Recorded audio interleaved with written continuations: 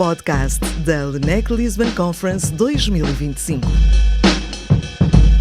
Olá, eu sou a Daniela Azevedo e estou convosco então para um novo episódio do podcast da LNEC Lisbon Conference 2025, subordinada, já sabe, ao tema Towards a Sustainable Built Environment, Challenges and Innovation, que se vai realizar no Centro de Congressos do LNEC nos dias 8 e 9 de outubro.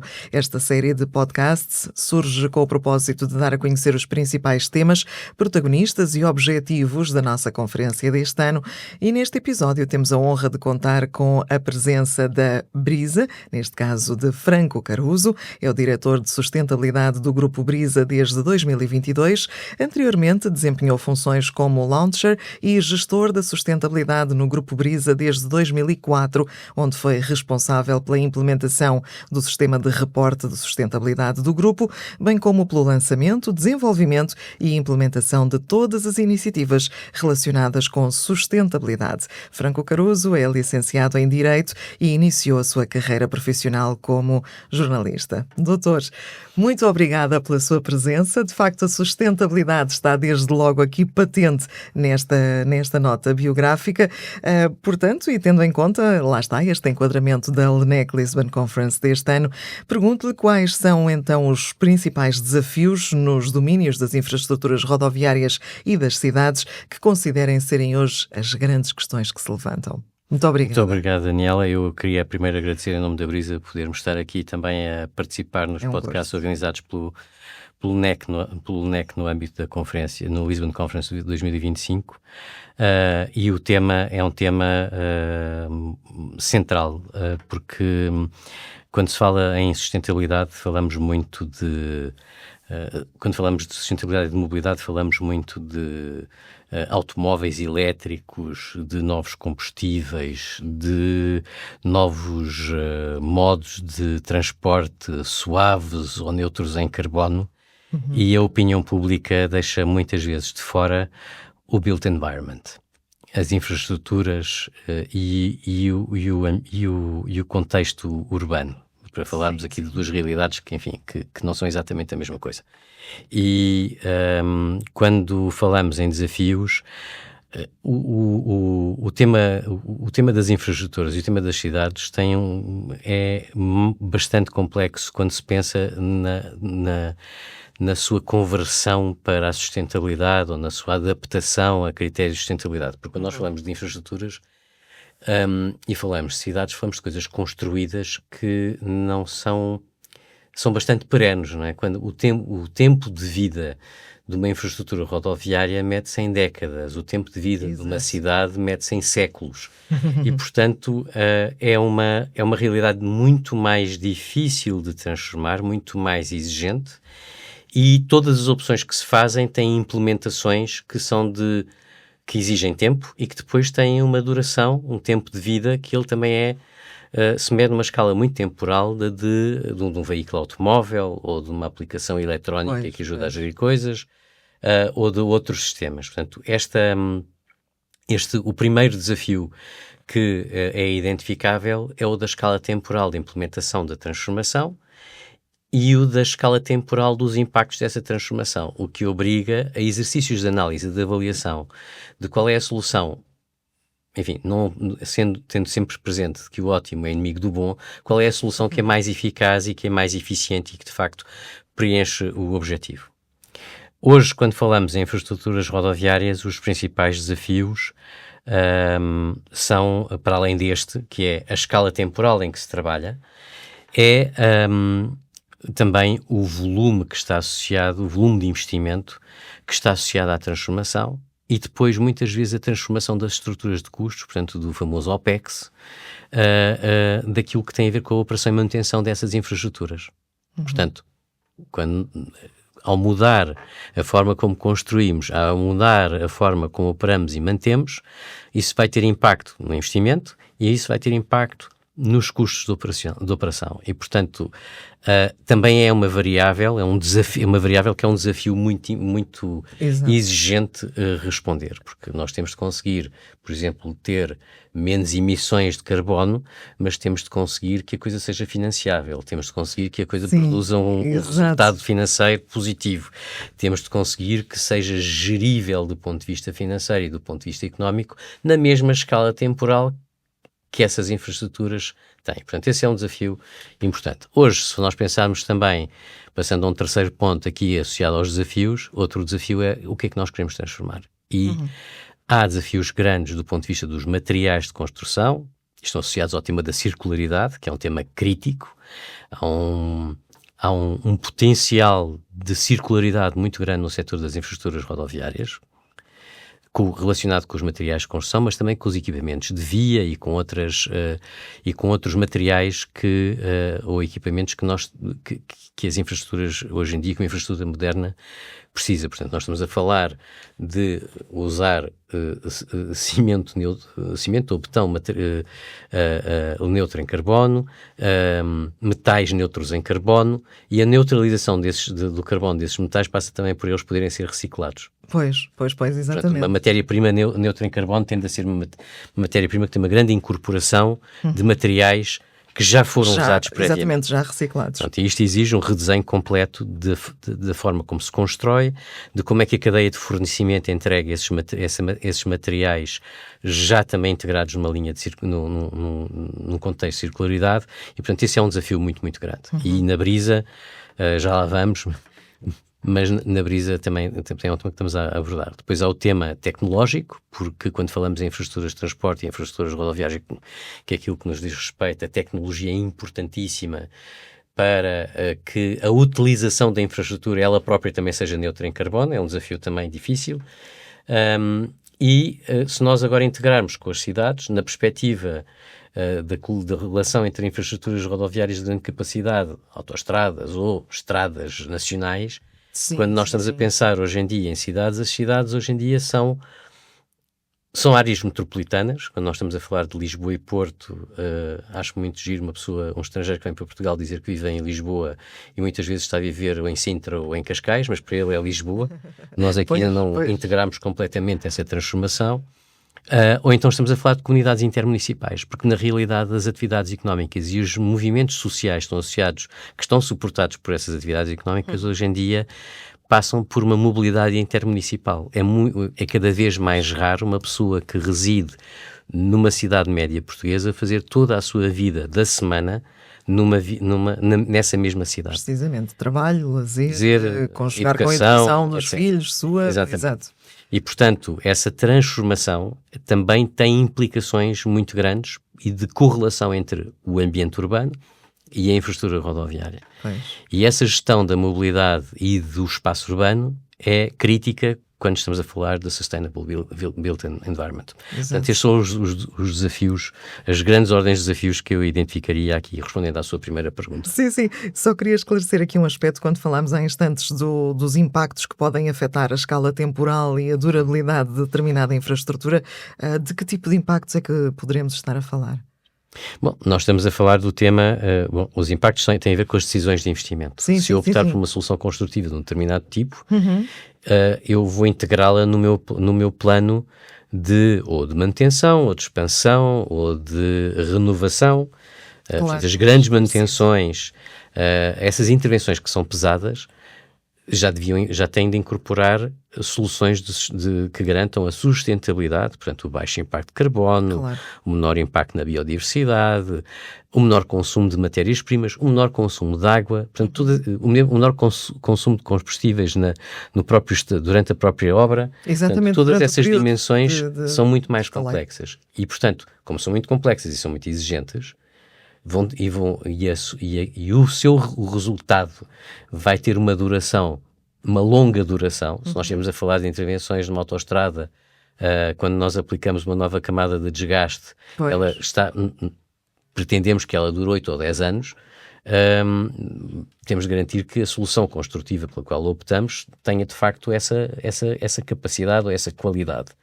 Quando falamos em tecnologias ou em sistemas que apoiam a operação, que ajudam a gerir o tráfego, etc., também temos de pensar em soluções que têm capacidade de expansão, ou seja, de ter upgrades sucessivos e que sejam escaláveis e que sejam utilizáveis, que sejam acessíveis à utilização durante mais tempo. Pronto.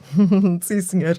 E de que forma é que a Brisa tem vindo a adaptar-se para responder a estes desafios que aqui foram enumerados? Como é que está a conciliar a sustentabilidade com a mobilidade? Bom, a Brisa tem um caminho feito nesta matéria já de bastante tempo e até eu acho que pode parecer uma referência pré-histórica, mas as referências pré-históricas às vezes ajudam a explicar o mindset das organizações. Exato, sou presente. E a Brisa, o primeiro estudo de impacto ambiental que realizou, que foi para a A5, para a Autostrada da Costa do Estoril, o que agora é mais conhecida como Lisboa-Cascais, foi feito em 1988 e foi feito de maneira voluntária. Ele não era ainda uma exigência legal.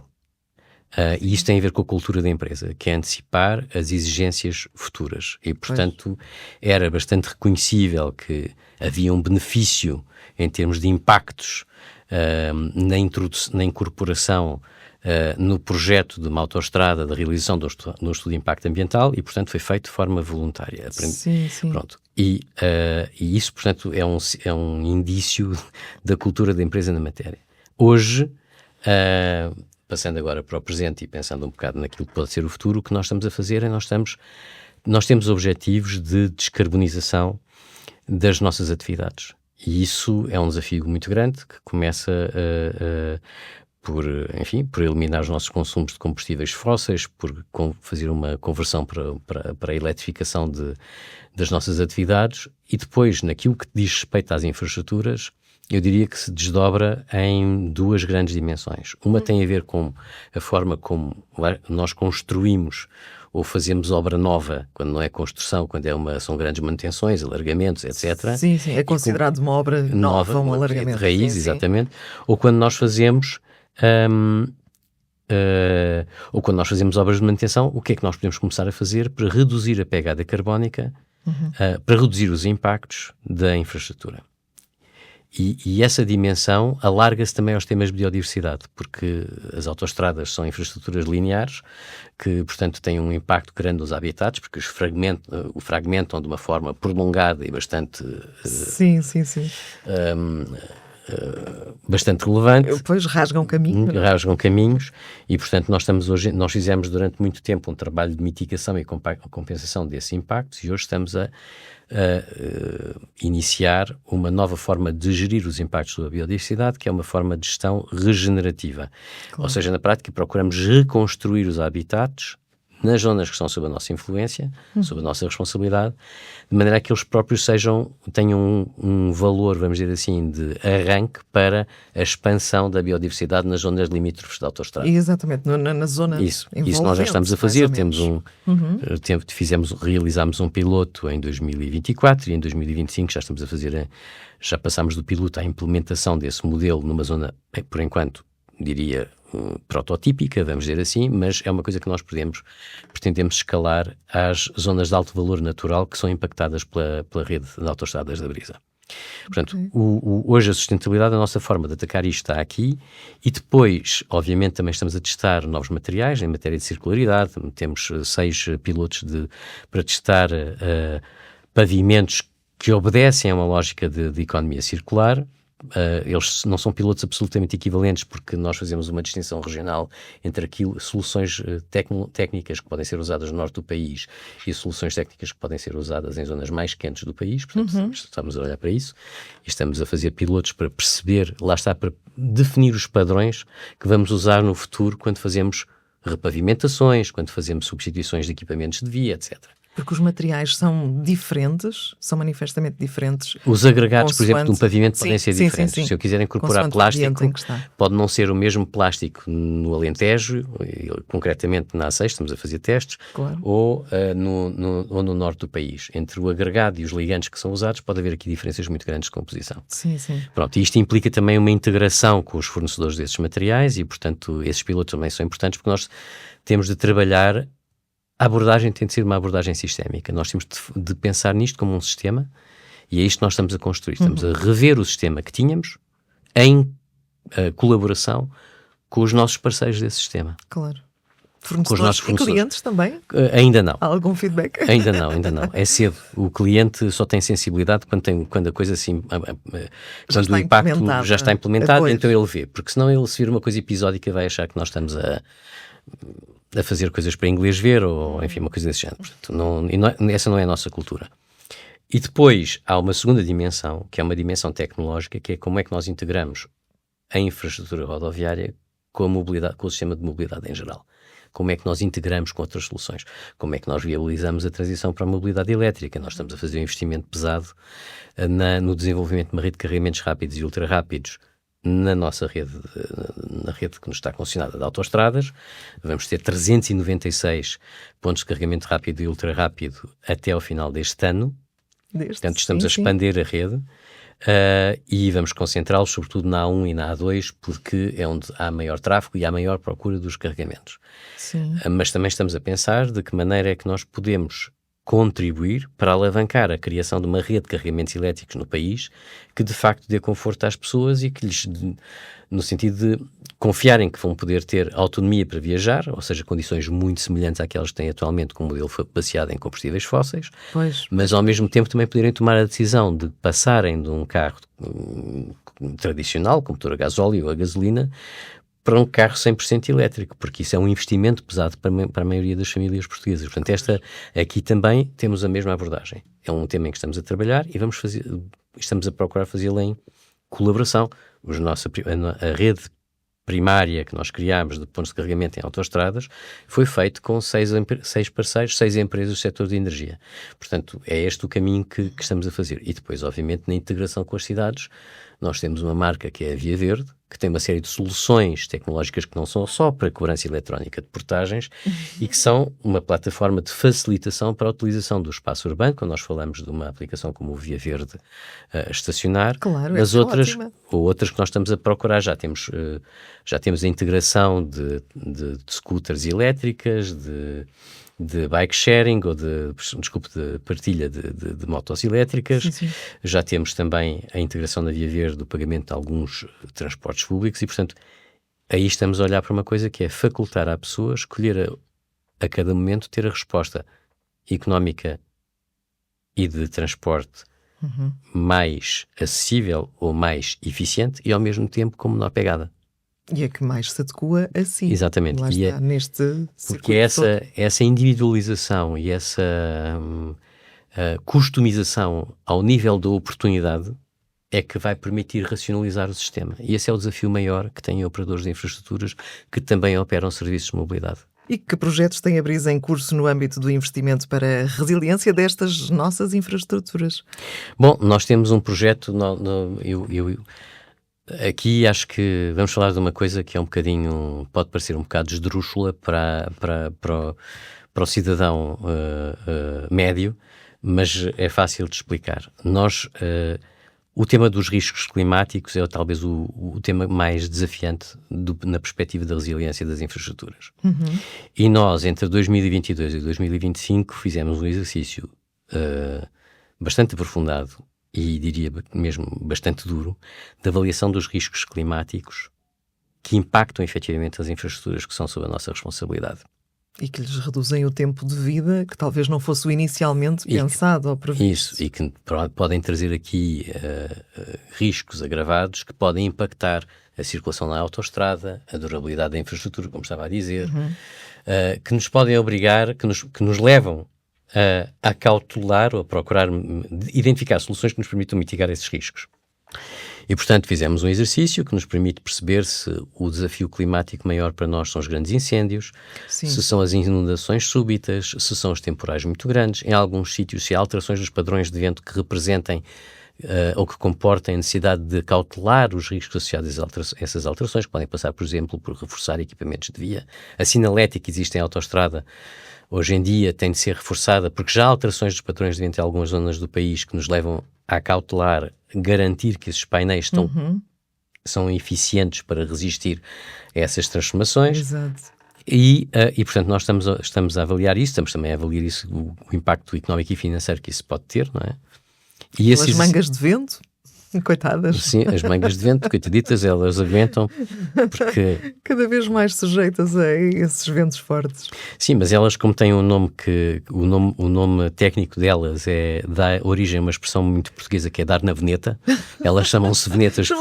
Chamam-se venetas e portanto, aí elas aguentam-se, porque elas fazem o que lhes dá, fazem o que lhes dá na veneta. Mas pronto, nós temos de facto a cautelar esses temas, e essa avaliação dos riscos climáticos, neste momento, foi um exercício é um exercício que tem base científica, porque nós seguimos os cenários do painel internacional para as alterações climáticas, é o referencial que é usado por toda a gente para construir os cenários, quer nós que somos operadores de infraestruturas, quer o sistema financeiro, quer o sistema segurador, portanto toda a gente usa a mesma referência. Sim, e esse exercício é muito importante para definir no longo prazo o que é que nós temos de fazer para cautelar e como é que no futuro vão ter de ser construídas as autoestradas para estarem preparadas para esses riscos novos. Pois. Em Portugal há uma particularidade importante que é importante a referir, que é, em Portugal, os requisitos de construção tradicionais nas infraestruturas rodoviárias são bastante exigentes e, portanto, aquilo que nós verificamos é que a infraestrutura que nós operamos, que obedecem esses padrões nacionais, muitos deles provavelmente originados no Laboratório Nacional de Engenharia Civil, apresenta uma robustez e uma durabilidade que nos dão conforto para os cenários temporais, para os intervalos temporais que nós identificamos. Sim. Portanto, nós trabalhamos neste exercício numa escala até 2030, até 2035 e até 2045. E, portanto, isso dá-nos a capacidade de perceber em que contexto é que vamos estar a viver em termos de atividade, nesses intervalos temporais e considerando os cenários climáticos médios, portanto, com aumento de temperatura até aos 2 graus, etc. Ajuda a alguma antecipação. Ajuda a alguma antecipação e ajuda-nos a perceber o que é que nós temos de mudar nas áreas de engenharia, ou o que é que as áreas de engenharia, ajuda as áreas de engenharia a perceber o que é que têm de integrar, que variáveis novas é que têm de integrar, ter em conta, para poderem fazer uma gestão adequada da infraestrutura. Portanto, este exercício é um exercício muito importante. Terminamos a avaliação dos riscos físicos este ano, e agora, nos próximos 2 anos, vamos fazer aquilo que é o exercício de como é que nós vamos implementar as conclusões que tiramos nos nossos processos. Sim, senhores.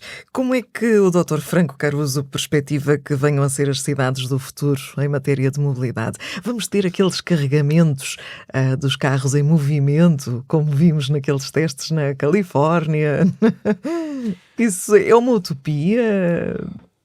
Eu acho que as cidades têm um tema muito interessante acerca das cidades. O primeiro comentário é que as cidades, por aquilo que é observável em algumas instâncias internacionais que coligam cidades a nível europeu e a nível global, o ICLEI, a C40, há 3 ou 4 acrónimos que, apesar de distinguirem entre eles, acabam por trabalhar muito em colaboração. É muito difícil fazer alguma coisa com uma dessas entidades sem envolver as outras. Elas chamam-se umas às outras. E em Portugal nós temos algumas cidades, claro, Lisboa e Porto, mas também, por exemplo, Guimarães e Braga têm muito trabalho feito nessa matéria, é importante fazer essa referência.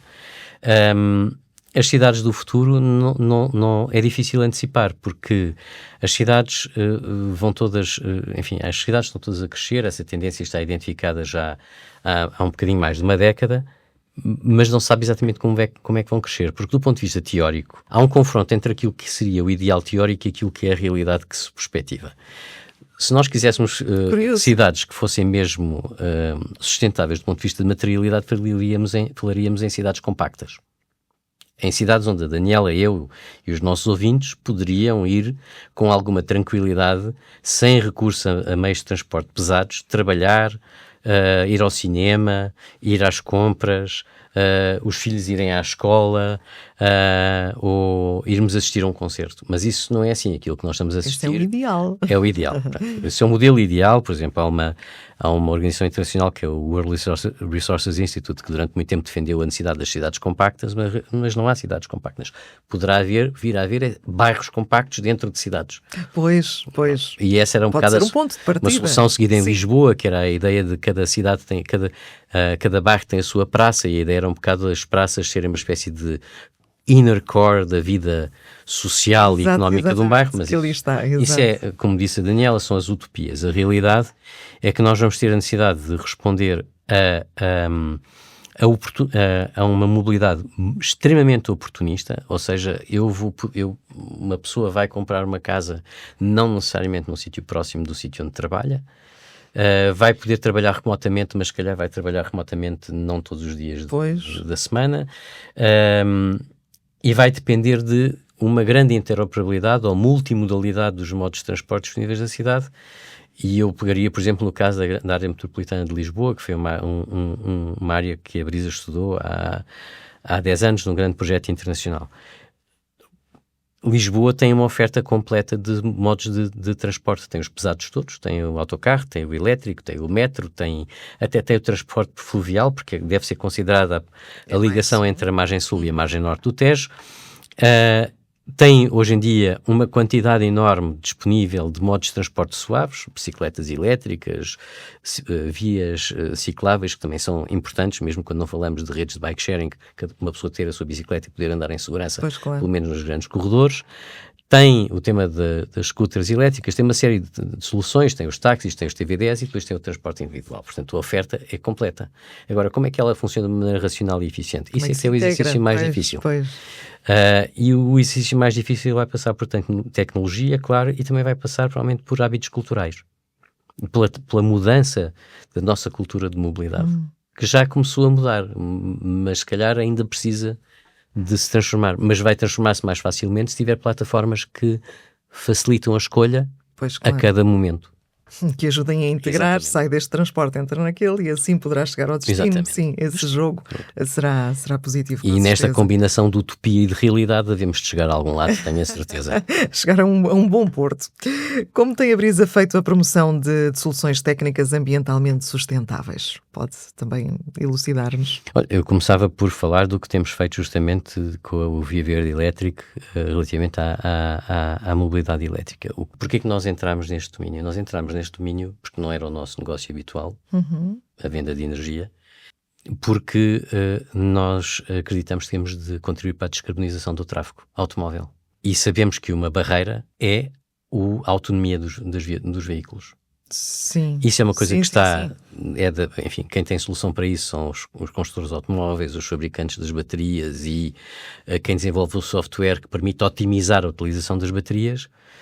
Mas do nosso lado podíamos fazer alguma coisa, e alguma coisa foi justamente investir e fazê-lo investir em colaboração no desenvolvimento de uma rede de carregamentos elétricos. E o próximo passo vai ser estender essa rede de carregamentos elétricos para uma utilização que não é exclusivamente para quem está a utilizar a autoestrada no longo curso. Ou seja, ter hubs de carregamento nas nossas vias metropolitanas. Estamos a falar, por exemplo, do A5 ou de alguns trechos da A1 e da A2 aqui no sul, ou da A4 e da A3 e um bocadinho da A1 nos acessos ao Grande Porto, ou na coligação daquilo que são as comunidades que depois se relacionam diariamente com o Porto e que não integram necessariamente a grande área metropolitana do Porto. Ou seja, que usam a autoestrada, mas... Para ir trabalhar. Exatamente. Numa lógica em urbana. Distâncias mais curtas, não percorrem a autoestrada toda a sua totalidade. E que não têm carregamento em casa. Pois. Ou que para quem é mais difícil garantir um lugar de estacionamento onde todos os dias conseguem carregar o carro.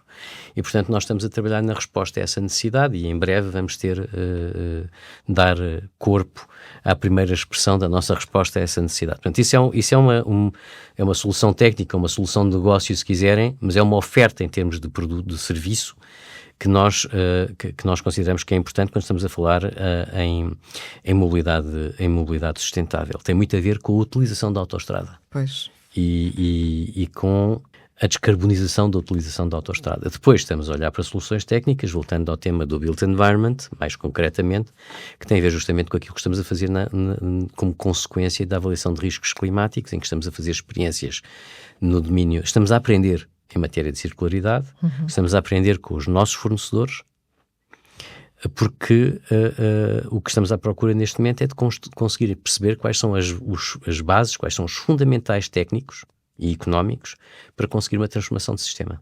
Pois. Garantindo que vão ter sempre Exatamente. à disposição também aquele material, aquela... E que é economicamente viável para todos, porque de outra forma não funciona. Pois claro. O sistema que nós temos atualmente foi construído, montou-se, foi-se fazendo com base na viabilidade económica das soluções que eram apresentadas no mercado. Portanto, as matérias-primas também mudaram. Exatamente, claro. Nós queremos fazer esse exercício. Para terminar, que mensagem gostaria de deixar aqui no âmbito da nossa LNEC Lisbon Conference, particularmente sobre o futuro da mobilidade? Bom, eu diria que, pegando novamente no tema que foi escolhido para a Lisbon Conference 2025, que é Towards a Sustainable Built Environment, Challenges and Innovation, eu diria que o principal desafio, o principal challenge e talvez a principal inovação é haver uma decisão clara de passar à ação. Porque a decisão de passar à ação é aquilo que leva as organizações a investir na inovação e na identificação das soluções que são viáveis e encontrar os modelos que permitem que elas sejam viáveis do ponto de vista não só técnico, mas também económico. E, portanto, a mensagem principal, citando um líder na área da sustentabilidade a nível global, que é o Chad Halliday, que numa conferência a que assisti esta semana, na Semana do Clima em Nova Iorque, just do it. Just do it. Mãos à obra. Just do it. Mãos à obra. Dr. Franco Caruso, muito obrigada pela sua presença aqui, pela sua disponibilidade. Estamos a entrar na reta final destes nossos episódios que compõem o primeiro podcast do LNEC, correspondente ao LNEC Lisbon Conference 2025. Em breve teremos mais um episódio. A todos os que nos ouvem, convido-vos a acompanhar esta série, este podcast, onde continuamos a dar voz aos protagonistas da LNEC Lisbon Conference 2025, aprofundando os temas e os desafios que vão marcar esta edição. Subscrevam o podcast nas plataformas habituais e fiquem atentos aos próximos episódios. LNEC, Engenharia no Presente para um futuro sustentável.